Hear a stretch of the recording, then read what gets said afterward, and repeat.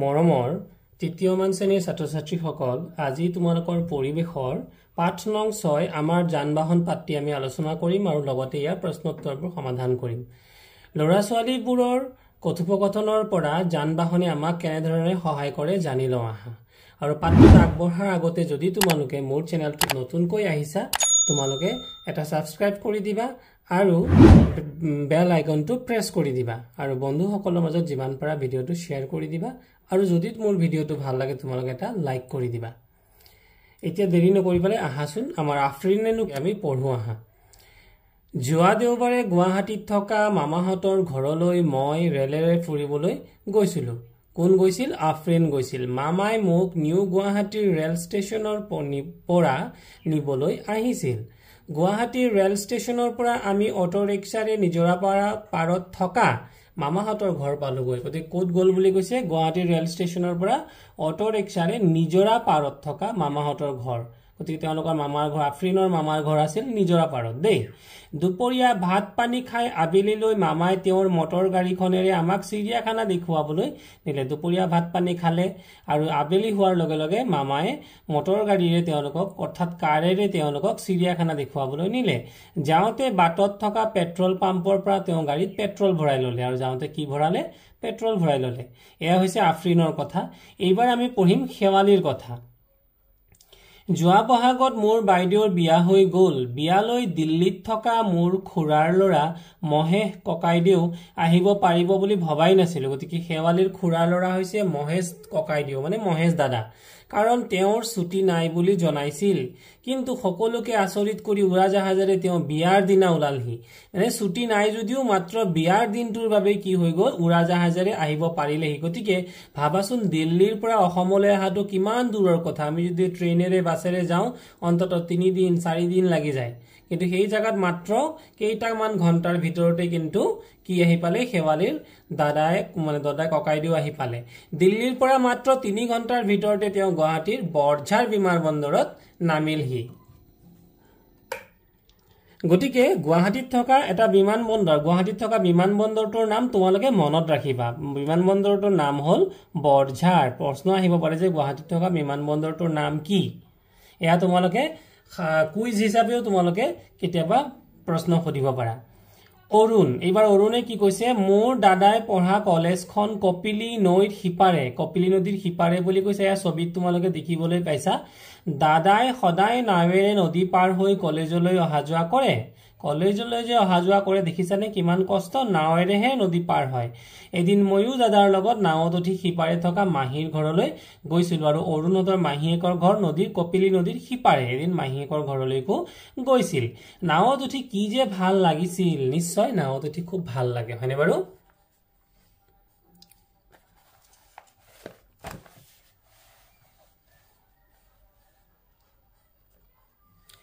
দুবৰী, যোৱাবাৰ ৰাস উৎসৱত, এইবাৰ দুবৰীয়ে কি কলে চোৱা। যোৱাবাৰ ৰাস উৎসৱৰ সময়ত মা দেউতাৰ সৈতে তিনচুকীয়া বাছ আস্থানৰ পৰা যোৰহাটলৈ আমি বাছেৰে গৈছিলো। ক'ৰ পৰা? তিনচুকীয়াৰ পৰা কলৈ গৈছিলে? যোৰহাটলৈ। কিহেৰে গৈছিলে? বাছেৰে। আমি যোৰহাটত থকা নিমাতী ঘাটৰ পৰা ফেৰীৰে মাজুলী পাইছো। গতিকে নিমাতী ঘাট হৈছে ফেৰী ঘাট। তাৰ পৰা পানী জাহাজ অহা যোৱা কৰে। কমলাবাৰীত থকা পেহীয়েকে আমাক বৰ আদৰ সাদৰ কৰিলে আৰু কমলাবাৰী অৰ্থাৎ যোৰহাট কমলাবাৰীত কি আছিলে? তেওঁলোকৰ দুবৰীৰ পেহীয়েকৰ ঘৰ আৰু তেওঁলোকক পেহীয়েকৰ ঘৰত গৈছিল আৰু যথেষ্ট মৰম চেনেহ তেওঁলোকক কৰিছিলে। মাজুলীত থকা কেইদিন আমি ঘূৰি পকি সত্ৰবোৰ চালো আৰু মাজুলীত কিন্তু বহুতো সত্ৰ আছে। এই সত্ৰবোৰ দুবৰীয়ে তাত থকা দিনকেইটাত চাইছিল। এইবাৰ ৰূপালীয়ে কি কৈছে আহাজোন চাওঁ। ৰূপালী, চাইকেলেৰে বস্তু বান্ধি বেচিবলৈ অহা ফেৰীৱালাজনক মায়ে ঘৰলৈ মাতি আনি তাৰ পৰা কিবা কিবি বস্তু কিনিলে। ফেৰীৱালাৰ পৰা তোমালোকে বস্তু কিনি পাইছানে? মোক কমেণ্ট বক্সত জনাবাচোন। মোক ৰঙা ডাঙৰ বল এটা কিনি দিলে আৰু মায়ে কি কিনি দিলে ৰূপালীক? এটা ৰঙা ডাঙৰ বল। আমাৰ বিপুল খুৰাইও সদায় চাইকেলেৰে স্কুললৈ অহা যোৱা কৰে। ডাঙৰ হলে খুৰাই মোকো এখন চাইকেল কিনি দিম বুলি কৈছে। গতিকে চোৱাচোন বাৰু, আমিও কিন্তু বিদ্যালয়লৈ হয়তো চাইকেলেৰে অহা যোৱা কৰো। গতিকে চাইকেল এটা হৈছে ধুনীয়া আমাৰ কি হ'ব? এটা যান বাহন। তাৰপিছত চোৱা নয়নে কি কৈছে? মই যোৱা বছৰ জেঠাইৰ ঘৰলৈ গৈছিলো। জেঠাইৰ ঘৰখন ভিতৰুৱা গাঁৱত। বাছ আস্থানৰ পৰা জেঠাইৰ ঘৰলৈ ৰিক্সা অটোৰিক্সা একোৱেই নাযায় সেয়ে জেঠাইৰ পৰা বাপুদাই এখন গৰু গাড়ীৰে আমাক বাছ আস্থানৰ পৰা লৈ গৈছিল কিহেৰে নিছিল বুলি ক'লে গৰু গাড়ীৰে দেখিছানে বাৰু ছয় দিয়া গৰু গাড়ীৰে যাওঁতে গৰুৰ ডিঙিত বান্ধি থোৱা টিলিঙাৰ শব্দটো শুনি মোৰ বৰ ভাল লাগিছিল আৰু গৰুৰ ডিঙিত যে টিলিঙা বান্ধি থয় সেই টিলিঙাৰ যি শব্দ তাৰ নয়নৰ কিন্তু খুব ভাল লাগিছিল তোমালোকে গৰু গাড়ীত উঠি পাইছানে গৰু গাড়ীত উঠি কিন্তু বৰ ভাল লাগে চাবাচোন বাপুদাহঁতে গৰু গাড়ীখনেৰে পথাৰৰ পৰা ধানো আনে হয়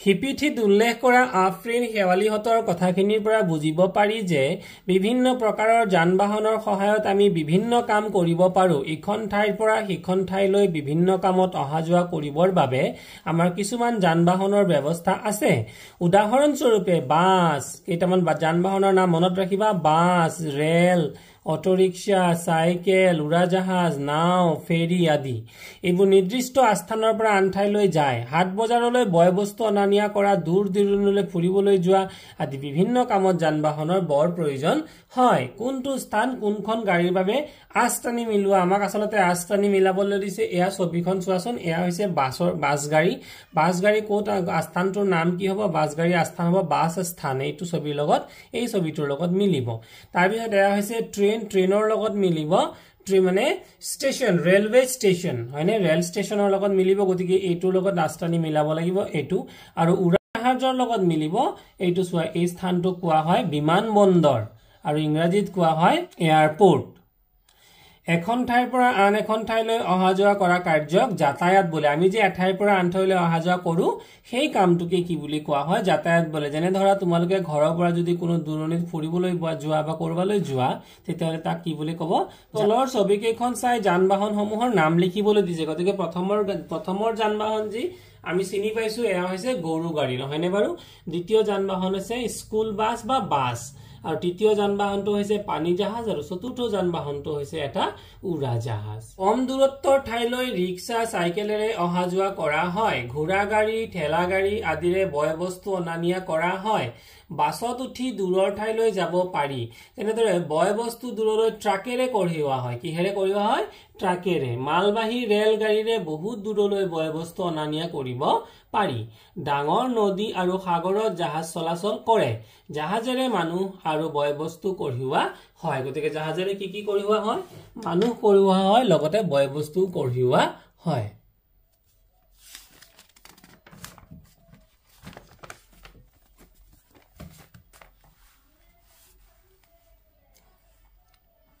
ইয়াৰ পিছৰ চিত্ৰখিনিৰ পৰা চোৱা এয়া হৈছে বাছ ক'ত চলে মিলাব লাগে বাছ চলে আলিবাটত ট্ৰেইন ক'ত চলে বা ৰেলগাড়ী ক'ত চলে ৰেলপথত চলে গতিকে ৰেলপথ তোমালোকে নিশ্চয় দেখিছা তাত কিন্তু শিলগুটিবোৰ দি পেলাই তাত লুৰে তৈৰি কিছুমান ৰেলিঙৰ মাজেদি ট্ৰেইনখন চলে তাত কিন্তু পকী ৰাস্তা নাথাকে আৰু এয়া হৈছে উৰাজাহাজ ক'ত চলে আকাশত চলে আৰু পানী জাহাজ ক'ত চলে পানীত চলে এয়া তোমালোকে মিলাব লাগে এয়া সাধাৰণতে তোমালোকে জানাই আৰু তোমালোকে মিলাবা কিছুমান বাহন পানীত বা জলপথেৰে কিছুমান আলিবাটেৰে বা মাটিত কিছুমান আকাশী পথেৰে আৰু কিছুমান ৰেলপথেৰে চলে এনেদৰে বাটপথ ৰেলপথ জলপথ আৰু আকাশী পথবোৰত চলা যান-বাহনবোৰ মানুহ আৰু বিভিন্ন বস্তু ইখন ঠাইৰ পৰা সিখন ঠাইলৈ কঢ়িয়াই নিয়ে যান-বাহনৰ সহায়ত মানুহ আৰু বয় বস্তু কঢ়িয়াই নিয়া ব্যৱস্থাটোকে পৰিবহন ব্যৱস্থা বোলে এই যে মানুহ নিয়া হয় বস্তু বাহিনী নিয়া হয় অনা নিয়া কৰা হয় নে নহয় এই যে অনা নিয়া কৰাৰ যেটো ব্যৱস্থা তাকে কি বুলি কোৱা হয়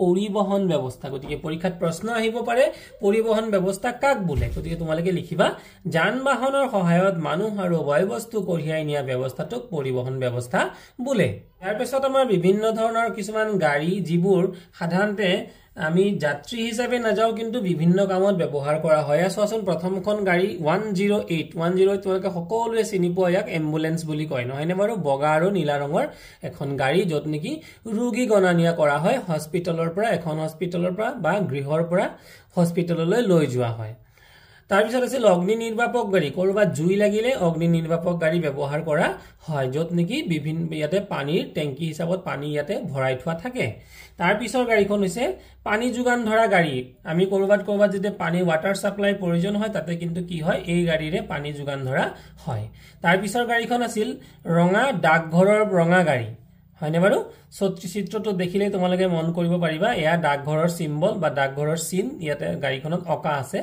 তাৰ পিছৰ গাড়ীখন হৈছে মালবাহী গাড়ী বা ট্ৰাক হয়নে বাৰু ইয়াতে মাল কঢ়িওৱা হয় কিছুমানে ডাম্পাৰ কিছুমানে ট্ৰাক ইত্যাদিবোৰ তাৰ পিছৰ গাড়ীখন হৈছে স্কুল বাছ হালধীয়া ৰঙৰ বাছখনেই হৈছে স্কুল বাছ আৰু ইয়াৰ পিছৰ ছবিটো হৈছে এস্কেভেটৰ কিছুমানে জেচিবি বুলি কয় আসলতে জেচিবিটো আসলতে কোম্পানীৰ নাম কিন্তু গাড়ীখনৰ নাম হৈছে এস্কেভেটৰ গতিকে ওপৰৰ ছবিবোৰ চাই কোনখন গাড়ী কি কামত ব্যৱহাৰ কৰা হয় লিখা ৰোগীক চিকিৎসালয়লৈ নিবৰ বাবে আমি সকলোৱে জানো এম্বুলেন্স নগৰত পানী যোগান ধৰাৰ বাবে পানী যোগান ধৰা গাড়ী নহয়নে বাৰু বিদ্যালয়লৈ যাবৰ বাবে স্কুল বাছ জুই নুমুৱাৰ বাবে অগ্নি নিৰ্বাপক গাড়ী চিঠিপত্ৰ কঢ়িয়াবৰ বাবে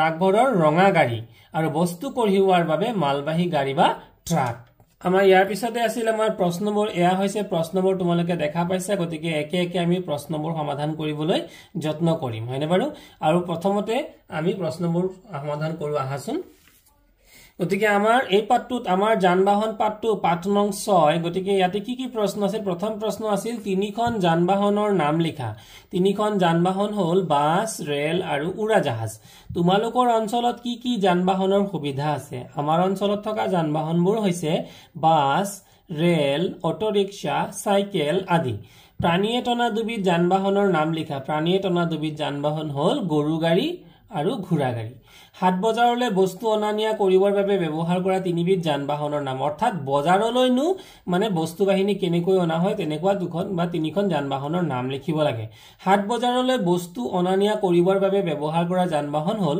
গৰু গাড়ী ঠেলা গাড়ী মালবাহী টেম্পু আদি যানবাহনৰ পৰা আমাৰ কি সুবিধা হয় যানবাহনৰ পৰা আমাৰ বহুতো সুবিধা হয় কি হয় এক নম্বৰত বহু দূৰ দূৰণিলৈ আমি কম সময়তে অহা যোৱা কৰিব পাৰো দুই নম্বৰত আমি বহু ভাৰী বস্তু কষ্ট নোপোৱাকৈ কঢ়িয়াই লৈ যাব পাৰো তিন নম্বৰ দুৰ্গম অঞ্চলতো আমি যানবাহনেৰে অহা যোৱা কৰিব পাৰো তাৰপিছত দুই নম্বৰ প্ৰশ্নটোত আছিল ক অংশৰ লগত খ অংশ মিলাই লিখা গতিকে মটৰ গাড়ী ক অংশত দিয়া আছে মটৰ গাড়ী আৰু খ অংশত ক'ত চলে মটৰ গাড়ী ক'ত চলে মাটিত চলে তাৰ পিছতে দিয়া আছিল উৰাজাহাজ ক'ত চলে আকাশত উৰে ফেৰী ক'ত চলে পানীত চলে মালবাহী ৰেল ক'ত চলে মালবাহী ৰেল কি কামত ব্যৱহাৰ হয় বস্তু অনা নিয়া কৰা হয় আৰু অগ্নি নিৰ্বাপক গাড়ীৰ দ্বাৰা জুই নুমুৱাত সহায় কৰে এয়া হৈছে আমাৰ প্ৰশ্নবোৰ আমি আলোচনা কৰিলো গতিকে মৰমৰ কণ ছাত্ৰ ছাত্ৰীসকল যদি তোমালোকৰ মোৰ ভিডিঅটো ভাল লাগিছে এটা লাইক নিশ্চয় কৰিবা আৰু বন্ধুবৰ্গৰ মাজত যিমান পাৰা শ্বেয়াৰ কৰি দিবা গতিকে থ্যাংক ইউ আজিলৈ ইমানেই